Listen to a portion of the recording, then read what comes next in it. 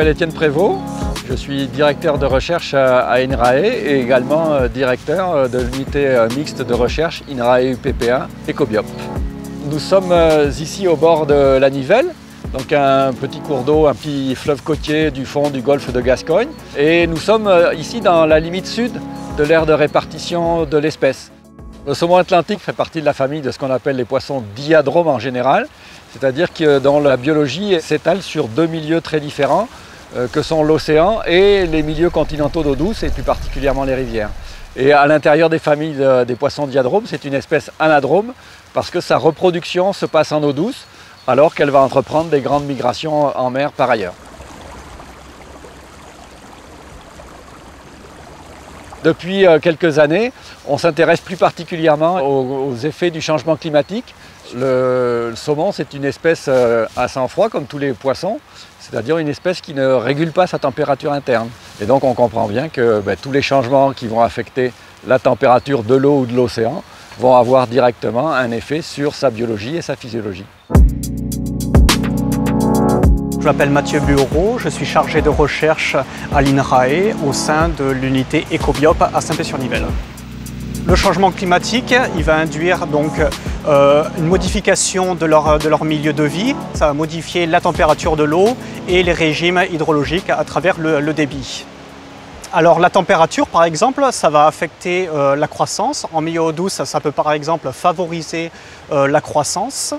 Ce qui va peut-être donc modifier également les stratégies d'histoire de vie de l'espèce, étant donné que s'ils croient beaucoup plus rapidement, peut-être qu'ils vont repasser moins de temps en rivière et moins de temps également en milieu marin.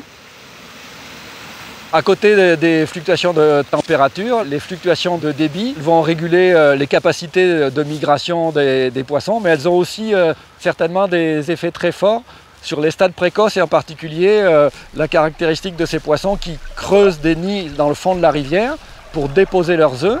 Et donc ces nids sont en fait faits de graviers qui sont assez meubles. Et si on modifie le régime hydraulique des rivières, on peut déstabiliser ces zones de gravier. Ça peut avoir des conséquences assez néfastes de mortalité dans les nids et dans les frayères et donc avoir un effet sur les capacités de renouvellement des populations. Le changement climatique, il va s'accompagner donc d'une augmentation en fréquence et en intensité des événements extrêmes qui va se traduire par exemple par plus de crues plus intenses et cela va avoir des conséquences bien évidemment sur la croissance et la survie des individus. Ce qui est vraiment un enjeu crucial, c'est la multiplication et l'intensité de ces événements extrêmes, étant donné que le devenir de nos populations va dépendre à la fois de l'intensité et de la vitesse des changements environnementaux qu'ils subissent, mais également de ses capacités d'adaptation à ces changements. On a un dispositif expérimental très original dans notre unité de recherche, le canal du Lapitchory, qui est même, on devrait plutôt l'appeler le ruisseau artificiel du Lapitchory. C'est un outil intermédiaire entre le milieu naturel et les milieux contrôlés qui permet de faire des expérimentations. On va faire varier les paramètres du milieu, comme les débits, mais aussi par des moyens détournés, on peut jouer un peu sur les régimes de température. Et cet outil expérimental très original et quelque part assez unique en Europe pour nous, est une installation phare. Alors pour évaluer le futur possible des populations de saumon, nous avons développé donc un simulateur de population virtuelle qui nous permet de tester divers scénarios. Et en fait ce modèle, il prend en compte toutes les connaissances actuelles de l'espèce et ensuite introduire différents scénarios tels que le changement climatique et l'exploitation sélective par la pêche. Ce sont des représentations virtuelles du cycle biologique de l'espèce qui sont alimentées par les connaissances de la littérature mais également des expérimentations qu'on réalise au sein d'Ecobiop. Et à partir de là, de cette base-là, on peut également essayer de simuler le futur possible de ces populations. Alors bien évidemment, ces travaux, on ne les fait pas tout seul, on le fait dans un cadre de collaboration internationale et du coup, on a créé ce qu'on appelle un laboratoire international associé qui s'appelle MacLife, notamment avec nos collègues de l'Université de Californie à Berkeley et l'Université du Pays Basque à Bilbao, qui nous permet de regrouper, de mieux discuter, de mieux dialoguer ensemble pour être plus efficaces.